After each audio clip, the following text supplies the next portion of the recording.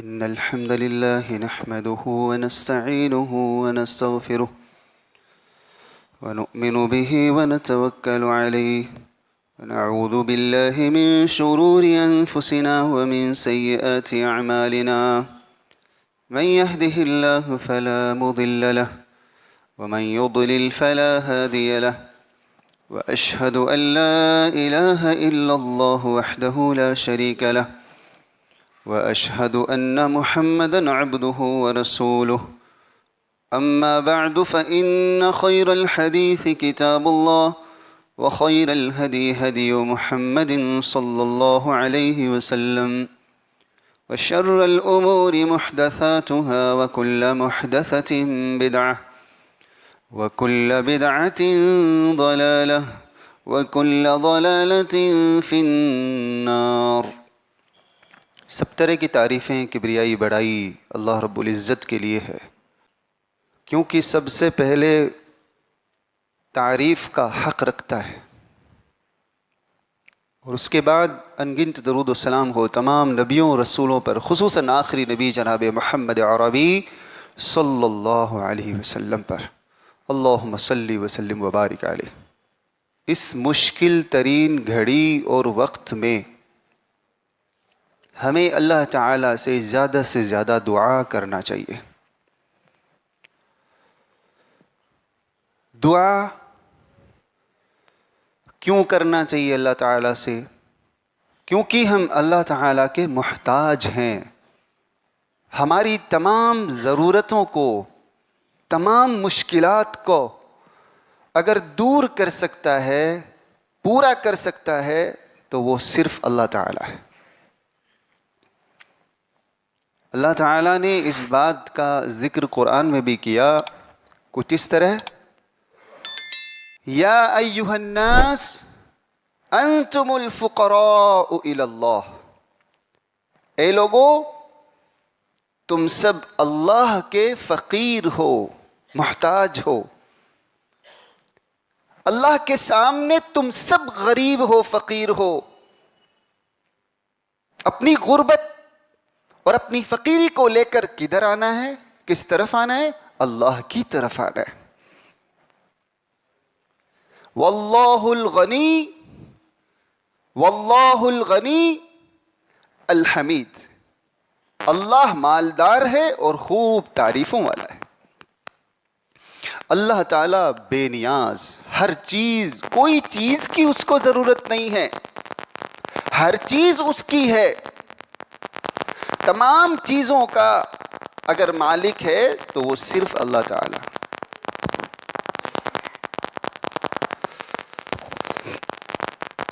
اس لیے ہم اور آپ کو اپنی تمام ضرورتوں کو اللہ کی طرف پیش کرنا چاہیے۔ اس سے ثابت ہوا کہ ہم سب ابھی پریشان ہیں، مشکل میں ہیں، ہمیں بہت ساری چیزوں کی ضرورت ہے، تو ہمیں ان سب کو اللہ سے دعاؤں میں پیش کر دینا چاہیے۔ رسول اللہ صلی اللہ علیہ وسلم نے ارشاد فرمایا: الدعاء افضل العبادہ، جو ہم دعا کرتے ہیں، اللہ کو پکارتے ہیں، یہی تو دعا ہے۔ اللہ تعالیٰ کو یاد کرتے ہیں، اللہ کو اپنی مشکلوں کو پیش کر دیتے ہیں، اور اللہ کے سامنے ہم روتے گڑ گڑاتے ہیں، شکایتیں کرتے ہیں، یہی تو دعا ہے۔ اور یاد رکھنا، اللہ تعالیٰ نے اس بات کا ذکر کیا ہے کہ الدعاء افضل العبادہ، عبادتوں میں سب سے افضل عبادت کیا ہے؟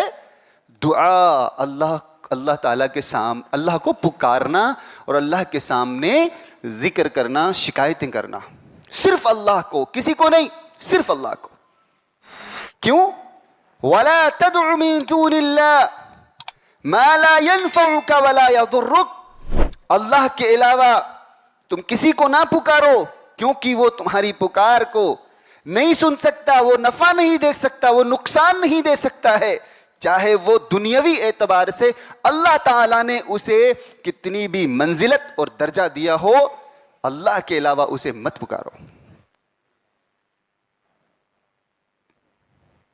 اللہ تعالیٰ نے قرآن میں ایک جگہ کہا وَقَالَ رَبُّكُمْ، تم سب کے رب نے یہ بات کہی ہے. تو ہم سب کا رب کون ہے؟ اللہ تعالیٰ. تو اللہ تعالیٰ نے یہ بات خود کہی ہے وَقَالَ رَبُّكُمْ ادعونی استجب لکم، تم مجھے پکارو میں تمہاری پکار کا جواب دوں گا. استجب کس سے بنا ہے پتہ ہے؟ استجب عجب، یہ جو لفظ ہے جواب سے ہے، یہ میں تمہارا جواب دوں گا، رسپونس کروں گا تمہیں. تم مجھے پکارو میں تمہاری پکار سنوں گا. یہ اللہ تعالیٰ کا خود ارشاد ہے قرآن میں. تو ہمیں پھر کسے پکارنا چاہیے؟ اللہ کو چھوڑ کر پھر کون ہے؟ جن کو ہم نے پکارنا شروع کیا ہے اور کتنی پکار انہوں نے سنی ہے، اور کن کن کو ہم نے پکارنا شروع کر دیا. اس سے ضرورت پوری نہیں ہوئی، اس سے ہم نے جوڑ لیا. اگر اس سے بھی نہیں ہوئی تو کسی اور سے جوڑ لیا. استغفر اللہ. یہ تو شرک ہے، سراسر شرک ہے. اللہ کے علاوہ ہم کسی کو پکار نہیں سکتے. ایک جگہ اللہ تعالیٰ نے کچھ اس طرح کہا، رسول اللہ صلی اللہ علیہ وسلم کو اس آیت میں کوٹ کرتے ہوئے، ذکر کرتے ہوئے کہا وَإِذَا سَأَلَكَ عِبَادِي فَإِنِّي قریب، کہ جب میرے بندے آپ سے پوچھے میرے تعلق سے تو یہ کہہ دینا کہ میں بہت قریب ہوں. اللہ اکبر، کتنی بہترین آیت ہے. ہم اور آپ نے اللہ تعالیٰ سے وہ تعلق نہیں بنایا، وہ رشتہ نہیں جوڑا، اسی لیے آج اللہ تعالیٰ سے ہم بہت زیادہ دور ہو چکے ہیں. بظاہر دکھنے میں ہم عبادت ضرور کرتے ہیں، لیکن ہماری عبادتوں میں بھی آج خلوص نظر نہیں آتا. ہم یہ نہیں سوچتے کہ اللہ کے سامنے کھڑے ہیں. اسی وجہ سے دیکھتے ہوں گے نمازوں میں، عبادتوں میں کوئی شخص موبائل سے کھیل رہا ہے، موبائل میں کوئی رنگ ٹیون بج جائے کوئی تو اسے سائلنٹ کرنے میں لگا ہے، کوئی موبائل نکال کر یہ چیک کرنے میں لگا ہے کس کا کال آیا ہے، کوئی اپنے دامن کو جھاڑتا ہے، کوئی اپنے بال سلجھاتا ہے، اور نہ جانے کیا کیا اس نماز میں جہاں اللہ کے سامنے کھڑا ہے کوئی احساس بھی نہیں ہے کہ میں اللہ کے سامنے کھڑا ہوں. یہی وجہ ہے کہ اللہ سے بہت دور ہو چکے ہیں. تو اللہ تعالیٰ یقیناً ہمارے بہت قریب ہے، لیکن ہم نے اللہ تعالیٰ کو بہت دور سمجھ رکھا ہے. آپ کو پتا ہے اللہ کے رسول صلی اللہ علیہ وسلم نے یہ بات بیان فرمائی ہے کہ اللہ کے نزدیک سب سے اچھی چیز کیا ہے؟ پتا ہے آپ کو؟ لیس شیء اکرم علی اللہ. اللہ کے نزدیک سب سے زیادہ مکرم کوئی چیز نہیں ہے من الدعاء، دعا سے. یعنی کہ دعا سب سے مکرم اور سب سے عزیز تر عمل ہے اللہ کے نزدیک. تو اس لیے ہم اور آپ کو دعا کرنی چاہیے. اور اسی ضمن میں ایک بات اور سنتے چلیں، جو لوگ اللہ تعالیٰ کو پکارتے نہیں، اللہ کو یاد نہیں کرتے، اللہ سے دعائیں نہیں کرتے، اللہ ان پر غضبناک ہوتا ہے اور غصہ ہوتا ہے. اور یہ جو ہم دیکھتے ہیں آزمائش ہے، یہ چھوٹے چھوٹے اللہ کے عذاب، یہ اللہ کا غصہ ہے. یاد رکھنا، من لم یسأل اللہ یغضب علیہ، جو اللہ تعالیٰ سے سوال نہیں کرتا، اللہ سے دعا نہیں کرتا، یعنی اللہ کو چھوڑ کر جن سے وہ دعائیں کرتا ہے، جن کو وہ پکارتا ہے، اس وجہ سے بھی اللہ تعالیٰ غصہ ہوتا ہے. اور جو لوگ سرے سے دعا نہیں کرتے اور یہ سوچتے ہیں اللہ مجھ پر بہت راضی ہے، اللہ کا بڑا کرم ہے، مجھے دعا کرنے کی، نماز پڑھنے کی کیا ضرورت ہے، یغضب علیہ، اللہ ایسے لوگوں پر غصہ ہوتا ہے. تو بات ہمیں کچھ سمجھ میں آئی ہوگی کہ ہمیں دعائیں اللہ تعالیٰ سے کیوں کرنا چاہیے. اللہ تعالیٰ سے دعا اس لیے بھی کرنی چاہیے کہ جو مصیبتیں آئی ہوئی ہیں، جو پریشانیاں ابھی آئی ہوئی ہیں اور جو آنے والی ہیں، ان تمام سے اللہ تعالیٰ ہمیں بچا لیتا ہے، محفوظ کر لیتا ہے. یعنی دعا ہمارے حق میں نفع بخش ہوتی ہے. دیکھیے حدیث سنیے، رسول اللہ صلی اللہ علیہ وسلم نے فرمایا ان الدعاء ينفع بما نزل وممن لم ينزل. بے شک دعا یہ نفع بخش ہے، فائدہ مند ہے ان تمام آزمائشوں میں جو آ چکی ہیں اور جو ابھی تک نہیں آئی ہیں، آپ کے اوپر آنے والی ہیں لیکن ابھی آئی نہیں ہیں. تو اللہ تعالیٰ یہ مستقبل جو ہے، فیوچر جو ہے، اس سے آپ کی آفتوں سے حفاظت کے لیے آپ کو یہ بتایا کہ آپ کیا کریں، دعا کریں اللہ تعالیٰ سے. اللہ مجھے ہر مشکل پریشانی سے بچا، اللہ ایمان پر قائم رکھ اور ہمارا خاتمہ ایمان پر عطا کیجیے. اس طرح کی دعائیں اللہ تعالیٰ سے ہم اور آپ کو کرنا چاہیے. اللہ کے رسول صلی اللہ علیہ وسلم نے فرمایا فَعَلَيْكُمْ عِبَادَ اللَّهِ، اے اللہ کے بندو لازم ہے تم پر بالدعا کہ تم دعا کرتے رہو. دعا کرنا تم پر لازم ہے، ضروری ہے. اللہ تعالیٰ سے دعائیں کرتے رہا کرو. رسول اللہ صلی اللہ علیہ وسلم کی ذاتی زندگی دیکھیں آپ صلی اللہ علیہ وسلم کتنی دعائیں کرتے تھے. آج ہم اور آپ وظائف کے نام سے، دعاؤں کے نام سے، روزمرہ کی دعائیں، نماز کی دعائیں، نماز سے پہلے، نماز کے بعد کی دعائیں، ہاں اسی طرح سے ہم اور آپ صبح شام کے اذکار، جس کو ہم اذکار بھی کہتے ہیں، دعائیں بھی کہتے ہیں، یہ تمام کیا ہے؟ یہ اللہ تعالیٰ کو پکارنا ہی تو ہے. آپ واش روم جاتے ہیں، واش روم سے نکلتے ہیں تو دعا پڑھتے ہیں. آپ کھانے سے پہلے بھول جائیں تو بیچ میں، اور کھانے کے بعد بھی آپ کیا کرتے ہیں؟ یہ دعائیں تو ہیں. ہم اور آپ ان کے معانی مطلب ضرور نہیں جانتے، جاننے کی ضرورت ہے، ضرور نہیں جانتے، لیکن یہی سب دعائیں تو ہیں جو ہم نماز میں پڑھتے ہیں. پوری نماز اللہ اکبر سے لے کر السلام علیکم ورحمۃ اللہ تک، یہ کیا ہے؟ السلام علیکم، اللہ تم پر سلامتی کرے، یہ دعائیں تو ہے. مکمل پوری نماز دعا ہے، یاد رکھنا. پر یہاں ایک غلط فہمی کا بھی ازالہ کر دوں. بعض ہمارے بھائی لوگ یہ کہتے ہیں کہ فرض نماز کے بعد اجتماعی طور پر امام صاحب کو دعا کروانی چاہیے، وہ دعا کیوں نہیں کرواتے ہیں؟ یہ سوال بالکل حق ہے، بجا ہے، سوال بھی صحیح ہے، اور اس سوال کا جواب بھی صحیح سے سننا اور سمجھنا چاہیے. اس کا سب سے بہترین جواب یہ ہے کہ ہمارے نبی، پیارے نبی محمد الرسول اللہ صلی اللہ علیہ وسلم نے اپنی پوری زندگی میں فرض نماز کے بعد فوراً جس طرح سے آج کے دور میں ہمارے امام دعا کرتے ہیں مصلی پر بیٹھ کر، نہیں کی. ہمارے نبی صلی اللہ علیہ وسلم نے کبھی بھی فرض نماز کے بعد میں اس طرح سے دعا اجتماعی طور پر نہیں کی. اب سوال یہ پیدا ہوتا ہے، تو کیا ہمیں فرض نماز کے بعد دعا نہیں کرنی چاہیے؟ کرنی چاہیے. کس نے منع کیا ہے؟ پہلی بات، نماز مکمل دعا ہے. اور دوسری بات، نماز کے بعد کی دعائیں ہیں، اذکار ہیں، آپ خود پڑھیں، کتاب دیکھیں. حسن مسلم نام سے کتاب ہے، دعائیں نام سے ایک کتاب ہے، وظائف کے نام سے ایک کتاب ہے. ان دعاؤں کی کتابوں کو اٹھائیے ہاتھ میں. پڑھتے کیوں نہیں ہیں آپ؟ پڑھنے کا بھی شوق پیدا کیجئے. آپ کتاب اٹھا کر دیکھیے کہ نماز کے بعد میں کون کون سی دعائیں رسول اللہ صلی اللہ علیہ وسلم پابندی سے کیا کرتے تھے. اجتماعی طور پر ہاتھ اٹھا کر دعا کرنا یہ نبی صلی اللہ علیہ وسلم کی سنت نہیں ہے، یاد رکھنا.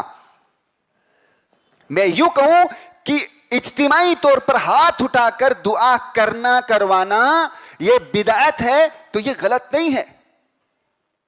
اب آپ یہ کہیں گے امام صاحب دعا کرنے سے روکتے ہیں. نہیں، ایسا کبھی نہیں. میں جب دعا کی فضیلت پر آپ کو بیان کرتا ہوں یا کر رہا ہوں تو پھر یہ بتائیے میں دعا سے آپ کو کیوں روکوں گا؟ دعا کے کچھ آداب بھی ہوتے ہیں. آپ کو پتہ ہے دعا کے آداب کیا کیا ہوتے ہیں؟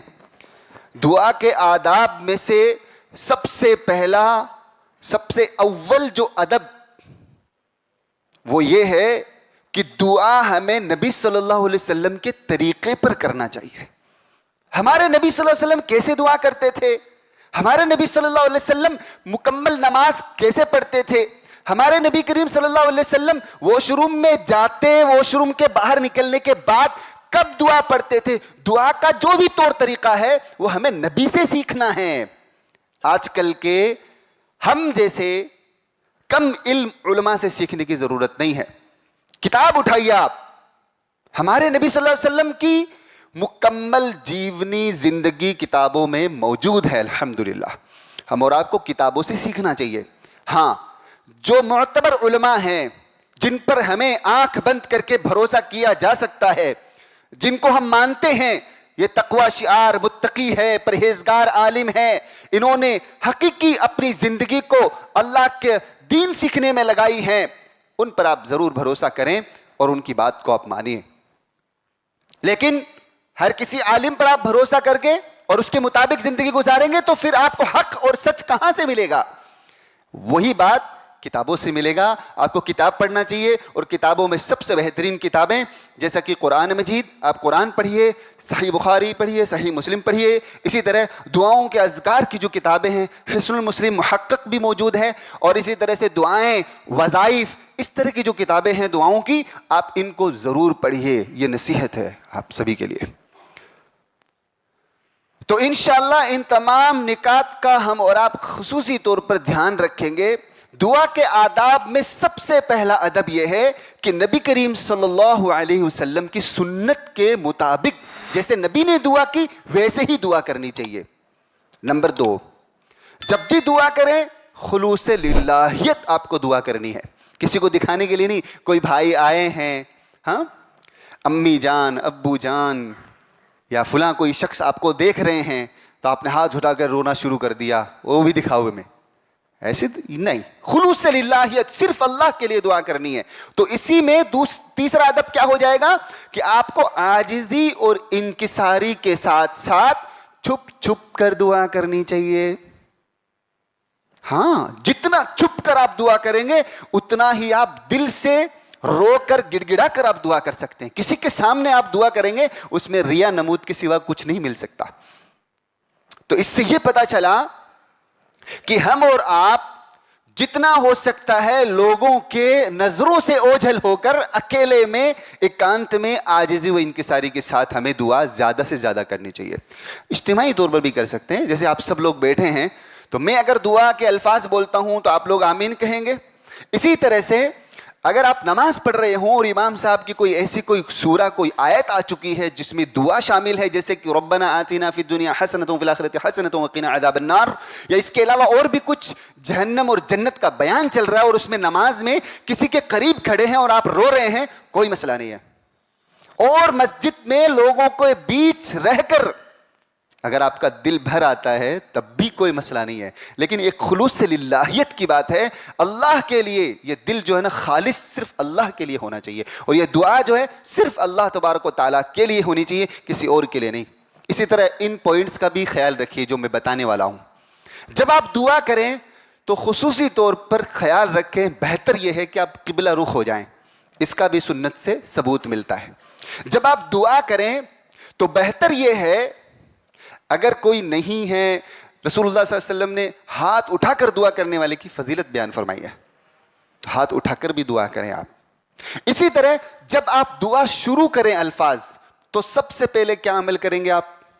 سب سے پہلے جب آپ دعا کریں گے اللہ تعالیٰ کی تعریف بیان کریں گے, آپ اللہ کی کبریائی بیان کریں گے, اللہ کی تعریف بیان کریں گے. اس میں جو ہے آپ سورہ فاتحہ پڑھ سکتے ہیں. سورۃ الفاتحہ جو ہے وہ بہترین سورت ہے, اور وہ اس سورت کو دعا بھی کہا گیا ہے اور بہترین سورت ہے. اس سورت کو ہمیں ضرور اپنی دعاؤں میں شامل کرنا چاہیے سب سے پہلے. اور اسی کے ساتھ ساتھ حمد و ثنا کے ساتھ آپ کو درود و سلام بھی پڑھنا ہے دعاؤں میں. ایک صحابی رسول کے تعلق سے آتا ہے کہ وہ نبی صلی اللہ علیہ وسلم نے ان کو درود و سلام پڑھنے کی نصیحت کی. جو بھی ضرورت ہے, حاجت ہے آپ کی, جو بھی مانگ ہے اللہ تعالیٰ سے, جو بھی سوال ہے اللہ تعالیٰ سے, اللہ سب مانگے پوری کر دیتا ہے. ہم لوگوں سے مانگے کرتے ہیں, اللہ اکبر, دھرنے پر بیٹھ جاتے ہیں. اللہ تعالیٰ سے بھی مانگ کیجئے, ہاں, ہماری ضرورتوں کو اللہ کے سامنے بھی پیش کیجئے. ان مشکل حالات کو اللہ کو کون بتائے گا؟ اللہ کو سب پتہ ہے. لیکن آپ کیوں نہیں شکایت کرتے اللہ تعالیٰ سے؟ اللہ تعالیٰ ہمارے دلوں کے بھید جانتا ہے, انہ علیم بذات الصدور. لیکن ہم اور آپ سب اللہ کو شکایت کیوں نہیں کرتے؟ کرنا چاہیے نا, سب پتہ ہے. حالات ایسے بنے ہوئے ہیں ہم اللہ تعالیٰ سے دعا نہیں کرتے. اللہ تعالیٰ سے بھی ہمیں اور آپ کو سب کو دعائیں کرنی چاہیے. اللہ کو سب پتہ ہے, لیکن رسول اللہ صلی اللہ علیہ وسلم نے اس کے باوجود بھی قنوت نازلہ میں ایک مہینے 40 دن تک لگاتار فرض نمازوں میں جو جہری نمازیں ہیں تقریباً ان نمازوں میں آپ صلی اللہ علیہ وسلم نے آخری رکعت میں بآواز بلند دعائیں کی ہیں, دعائیں. تو اس طرح سے رسول اللہ صلی اللہ علیہ وسلم سے جو ثابت ہے اس طرح سے ہم اور آپ کو زیادہ سے زیادہ دعا کرنی ہے. دعا چھوڑنی نہیں ہے انشاءاللہ, دعا تو خوب کرنی ہے لیکن سنت کے مطابق کرنی ہے. اسی طرح سے ہم اور آپ کو دعاؤں کے اندر ان سب آداب کے ساتھ ساتھ اوقات کا بھی دھیان رکھنا چاہیے, ٹائم کا. آپ سب سے بہترین جو وقت بتایا گیا ہے ٹائمنگ کے حساب سے دن بھی ہے, جیسے کہ جمعہ کا دن بتایا گیا. تو آج جمعہ کا دن ہے الحمدللہ. ہم میں سب بھائی تقریباً کسی نہ کسی مشکل میں ضرورت میں پھنسے ہیں, تو اپنی مشکل و ضرورت کو آج جمعہ کا دن ہے پیش کریں گے اللہ تعالیٰ کو. اور جمعہ کے دن اسپیشلی کچھ وقت اور بتایا گیا ہے, جیسے کہ ممبر رسول پر امام کا چڑھنا اور نیچے اترنے تک کا وقت. یعنی جو ممبر رسول پر امام تقریر کرتے ہیں تب تک کا, اور اگر میں بھول رہا ہوں کچھ مجھ سے خطا ہو رہی ہے تو سلام تک کا, جو نماز جمعہ ہے اس میں سلام تک کا. اسی طرح عصر کے, جمعہ کے عصر سے لے کے مغرب تک کا جو وقت ہے وہ بھی دعا کی قبولیت کا. اور اوقات کی بات, ٹائم کی بات ہو رہی ہے تو آپ اس کو بھی مد نظر رکھنا, وقت ختم ہو چکا ہے. اذان سے لے کر جماعت کھڑی ہونے تک کا وقت. کہیں بھی آپ راستے میں چل رہے ہیں, اذان ہو چکی ہے, اب جماعت کا وقت ہونے والا, آپ راستے میں چل رہے ہیں, راستے میں چلتے چلتے بھی دعا کر سکتے ہیں آپ. یہ ضروری نہیں ہے کہ دعا کے لیے وضو کریں گے, مصلی بچھائیں گے, بیٹھ کر ہاتھ اٹھائیں گے اور پھر اس کے بعد جو ہے آپ دعاؤں میں پھر یہ کرنا ہے وہ نہیں, ایسا بھی ضروری نہیں ہوتا. آپ جس کنڈیشن میں ہو, جہاں کہیں بھی ہو, آپ دعا کر سکتے ہیں, اس میں کوئی مسئلہ نہیں ہے.